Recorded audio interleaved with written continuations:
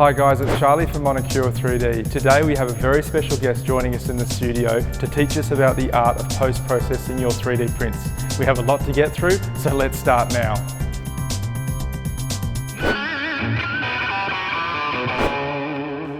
Please welcome the professional model maker, legend of the airbrush, Mr. Mike Bass. Mike, thanks a lot for joining us. It's my pleasure.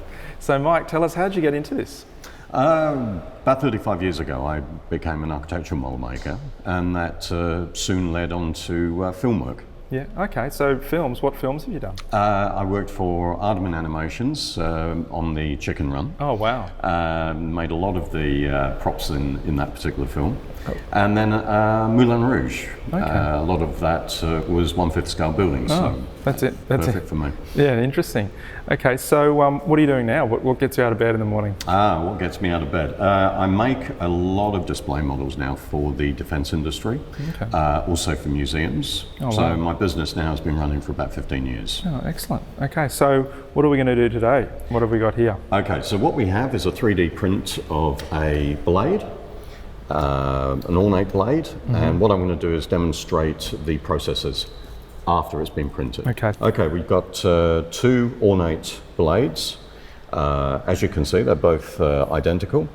One has been pre-painted, so this is what I'm going to be doing today to make this blade look exactly the same. I'm going to take you through the processes that brought this, made this blade the way it is. So the first thing that we do, we get the print and we glue the print together. Okay, so what, you'd use a 5-minute epoxy? Yeah, or? something like that. Anything that will be strong. Yeah. Next stage, we've used a car body filler to smooth out the ridge lines. Now, I haven't actually done too much of that on this because the ridge lines make it look like Damascus steel. Okay. So it has enhanced the effect. Right. So can you show us that? Have you got that filler here? Yeah, we got the filler here. Yeah. So what we've been using is blade putty. Okay, so that's just a 1-part filler? That's a 1-part. Yeah, excellent. And this is a car body filler, and this is a 2-part. Okay. Okay. All right, so that'd be a bit harder, is it, or? It goes off quicker. Goes off quicker, And okay. it's, it ends up being a little bit harder. But both easy to sand? Yes, Yeah. easy to sand. I mean, Yeah. what I normally use, I use wet and dry sandpaper. Yep. And I just use it dry. Yep. And as you can see, just very gentle strokes. I would start with 180 grit sandpaper, down to 240, down to 400. Okay, keep dropping it down. And keep dropping it down, and it becomes smoother and smoother. And the idea of that is to get rid of the layer lines. That's right. Yeah. And no matter what, you're going to get a little bit of that, no matter where. So this just helps to smooth everything out. Yeah, okay. And it's a very easy way of doing it. Now with the filler, don't go over the top with it, because the more you put on, the more you're going to have to take off. Okay, and you'd lose detail as well, I guess. You lose your detail. Yeah. Okay. Okay, the next step is to undercoat the item. Yeah. Now you must always undercoat to allow the paint that you're going to be placing on top of that to adhere to it much better. Yeah. So what I've got here is I've got a matte black undercoat. Always remember to shake the can well, Okay. otherwise it won't spray properly. Yeah. So I'll make sure I get a bit of Charlie cam with this as well while you spray it.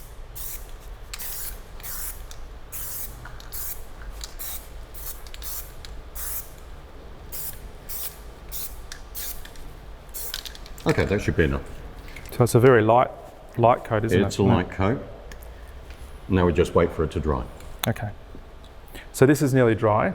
What's the next step? Okay, the next step is airbrushing. Okay. Now, with the airbrushing, you need a certain amount of equipment to be able to do it. Now, the first thing that you need is a good compressor. Okay. Now, this is a Sparmax compressor.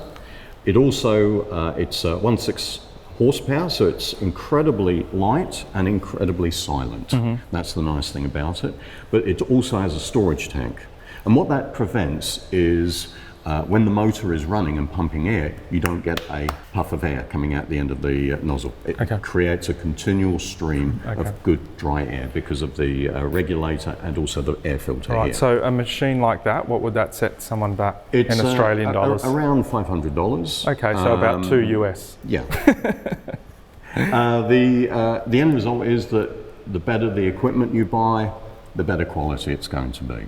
Sure. More money you spend, Yeah. better quality. Yeah. And this will last me for the rest of my life. It's because it's all stainless steel. It's beautiful. Right.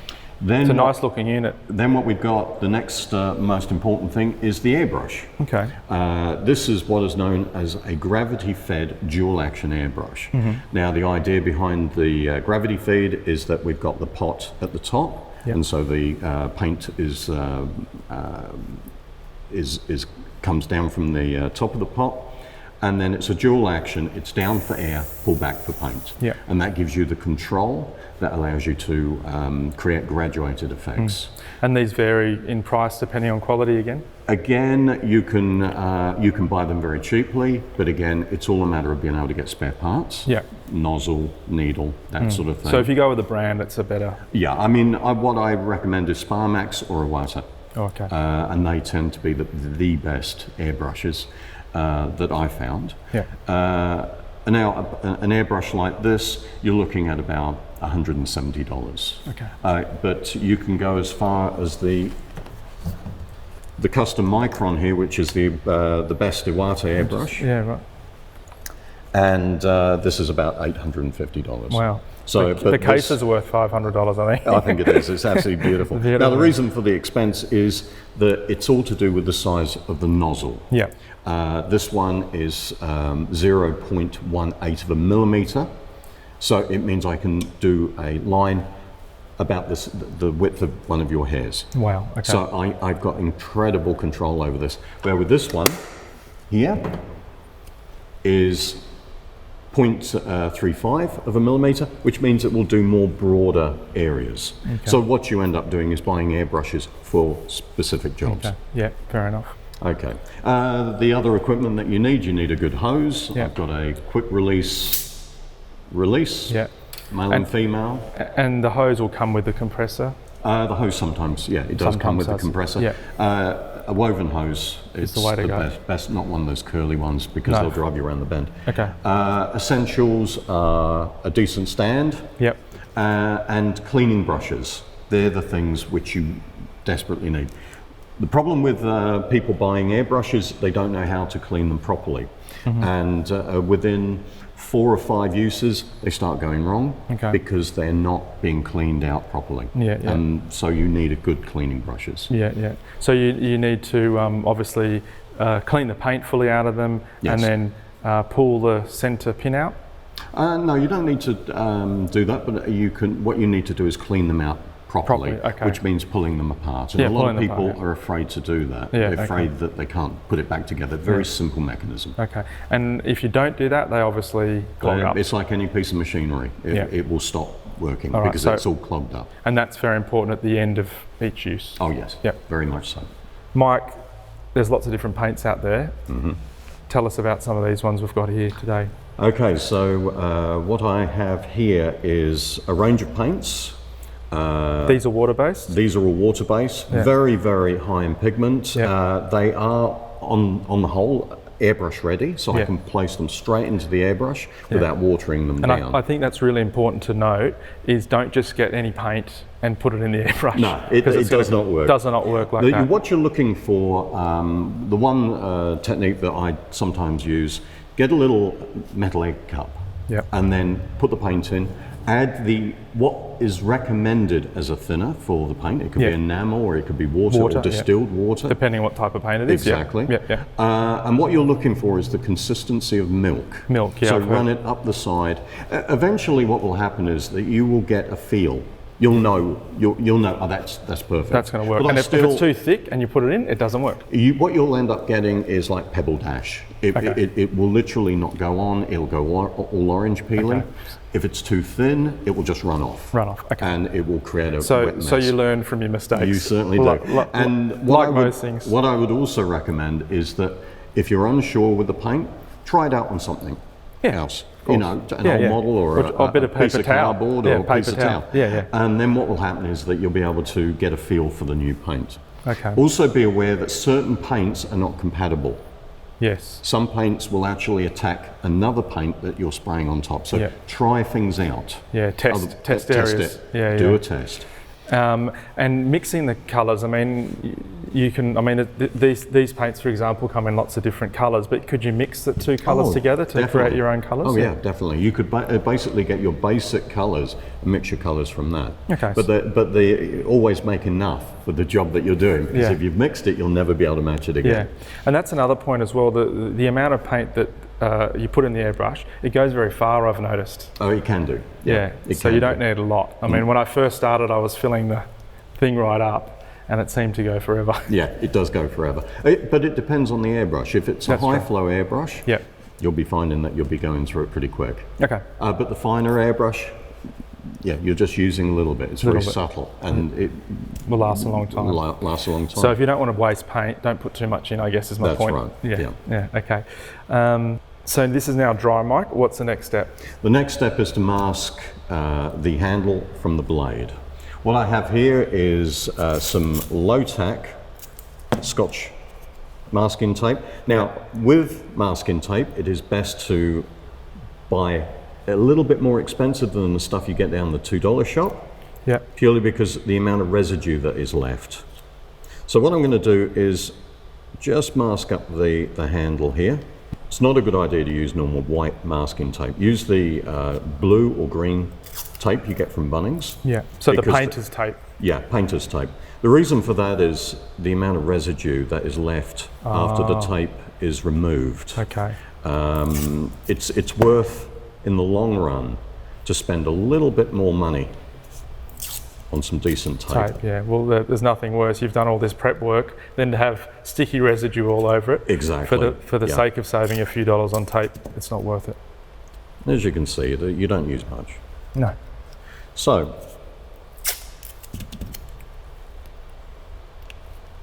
you're essentially masking off an area so you don't contaminate the other area with paint. Right. I want the other area to stay nice and black. Okay. Okay. Next stage is to spray the silver. So what I've got here is some silver paint, and again, mix the paint. Yep. So that's got a ball of some sort in it? It's got a little ball bearing in there that'll help the mixing process. The reason for this is that what paint has got, it's got a plasticizer, it's got pigment, it's got a load of other chemicals in there. Yeah. And over time, they basically filter out. Yeah, so it's just like shaking the 3D resin before you use it. Yeah, just give it a good shake, especially with silver because it's got metal flake in there and it's heavy, it goes to the bottom. So now I'm charging the airbrush. I don't need to use a lot. There we go. Yours doesn't have a cap. My one has a cap, and I learned the hard way about not putting it on the other day. I've learned the hard way to hold this very carefully. Yeah. So I'm going to start by getting the airbrush charged. There we go. As you can see, the compressor is on. It's hardly making any sound. That's the sort of environment you want. Yeah. Now, as you can see with this blade, the reason why I sprayed it matte black is because it's created its own shadow. Yeah. So what I'm going to do is I'm going to spray it from this angle. So this will become a solid silver, and then the overspray will go over the pattern here and highlight that at the same time. Okay. So from different angles, I can create different effects. Sure. So here we go. I'm going to start spraying very gently. You don't need a lot of paint to begin with. And as you can see with the dual action, I can control the amount of paint that's coming out, and that is essential. So I'm going to just very gently spray around, making that little piece there a little bit more solid, making the blade a little bit more solid. There we go.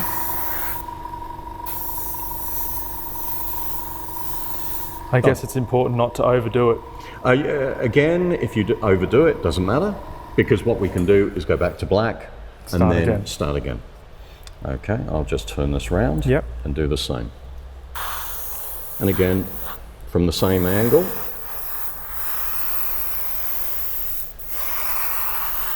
So it's important to keep it moving, isn't it? You don't want to stay still in any one spot. No, you just very gently. And the thing is, the control will come with time and practice. Okay.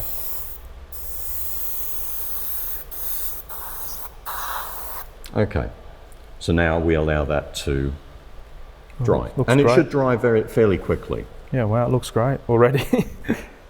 So we're going to change colours now. You've just done a little clean while that was drying. What do you have to do to clean it out, but to prepare for the next colour? Okay, because these are water-based colours. Yep. What I'm going to be doing is using water, plain old water, just to run it through. Yep.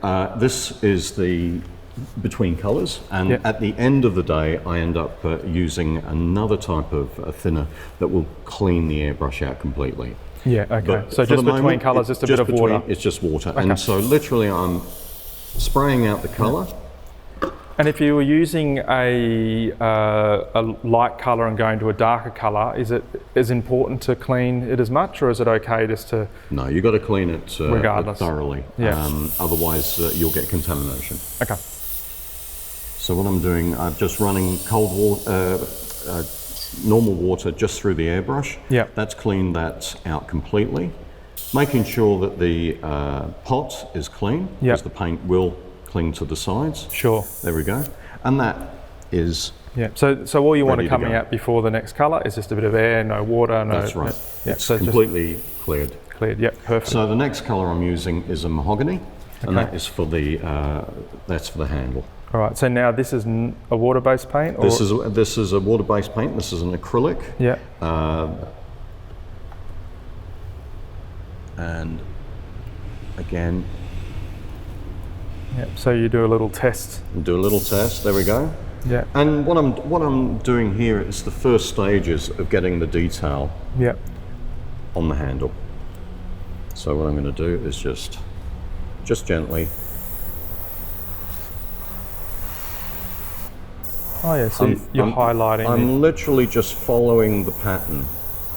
I don't want to go too much over the pattern because I want to highlight the silver. So this is just the first stage. Sure. So it's about doing layers to get the effect that you're after. That's right. That's right. And it's also you don't have to stick with airbrushing. There are many different forms of painting, from dry brushing to inking, in just using a felt pen. There we go. So that's the first stage for the handle as well. There we go. Okay, so with the idea of using different methods, I'm going to use a fine brush to highlight some of the detail. So what I'm going to do is just use some of the silver. Again, I'm going to give it a bit of a shake. Yep. Because even in that time it's separated out. Don't need a lot. And what I'm going to do is just highlight some of this detail.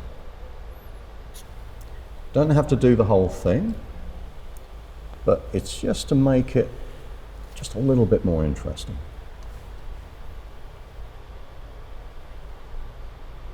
Yeah, it's made it really pop.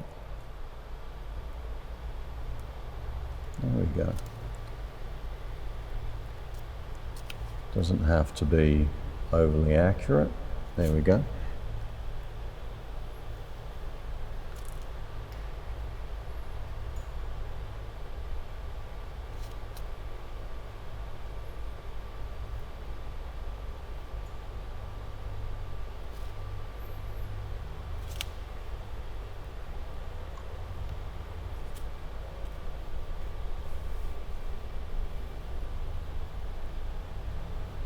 Okay, and now what I'm going to do is I'm going to do a little bit just here.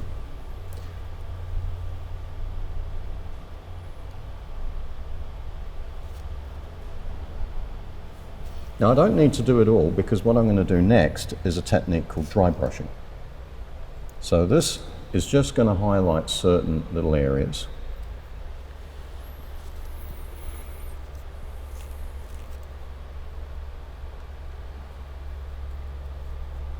Right, the next stage is to dry brush. Yeah.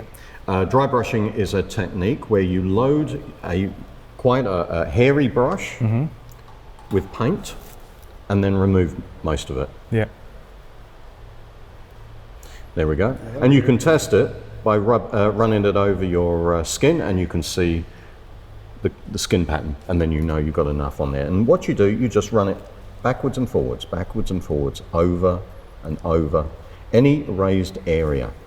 And as you can see, that detail is now coming to life. It's a very, very quick technique. It requires a little bit of practice, because obviously if you put too much paint on, it's not going to work. And we keep going over all the raised area. There's a little bit more. Yeah, and that's interesting how you've highlighted some areas and doing this technique with the others, and it sort of molds in and makes it all look like. I think of this as dressing a component. Layer upon layer of different techniques to create the effect. And also what happens here is that because it's catching the edge, it's giving it a certain worn look and shiny look that you would get on a real item. Okay, the next stage. Again, something incredibly, incredibly simple. A simple felt pen. No way. This is a very fine felt pen. And what I'm going to do, actually I'm going to remove the masking, we don't need that anymore. So what I'm going to do now is I'm going to highlight some of these very fine edges. And as you can see, I'm just following the edge. And now what I've done is created just a little bit of highlight there, a little bit of shadow, which just makes this look sharper. You couldn't do that with an airbrush. Airbrushing and masking go hand in hand, but for this sort of fine work, something like a pen. Just because you've got an airbrush, it doesn't mean that everything's got to be done with an airbrush. No. I think a lot of people make that mistake. Yeah. There we go. And it just catches the eye. And what I'm going to do also is that I'm going to do it here, just to clean up some of these areas. Now, as you can see, the dry brushing has gone a little bit onto the handle, and I'm going to sort that problem out next by airbrushing black. So again, it's just sharpening up. You don't have to do it everywhere.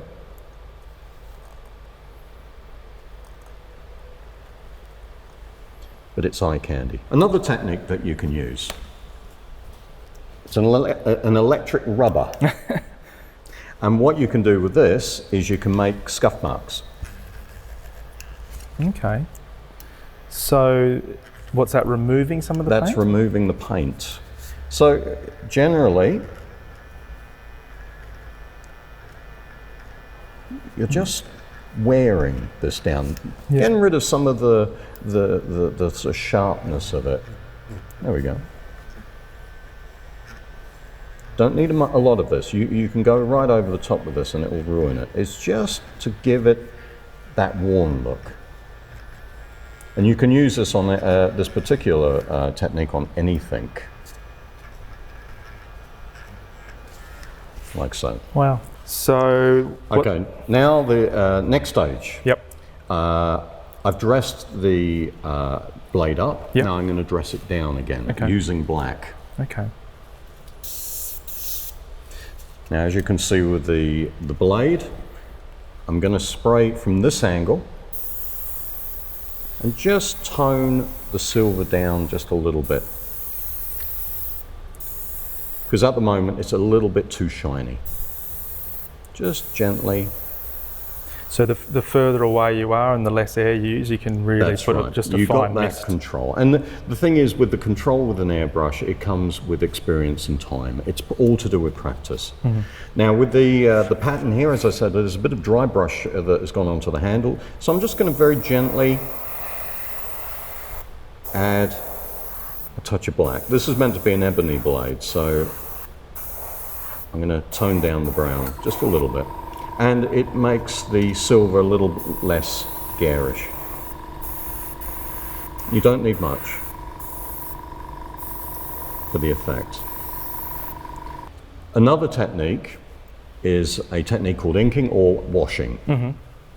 So what I'm going to do is I'm going to demonstrate the wash on the other side of the blade.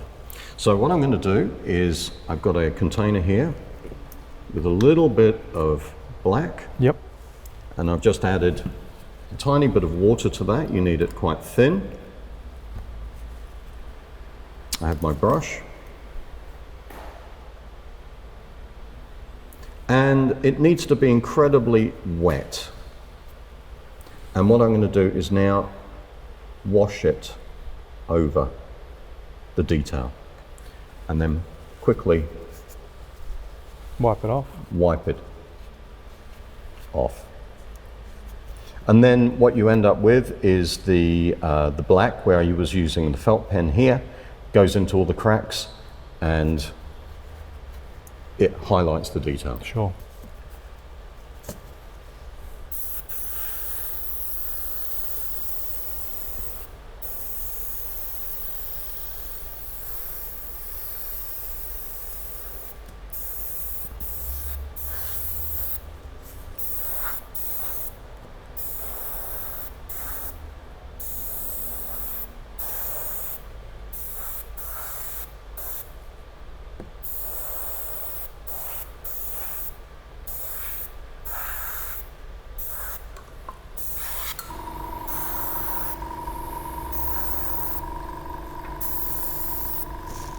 So as you can see now, I've toned down the paints that I've been putting on this blade. You don't want them to stand out, you want them to actually blend in with each other.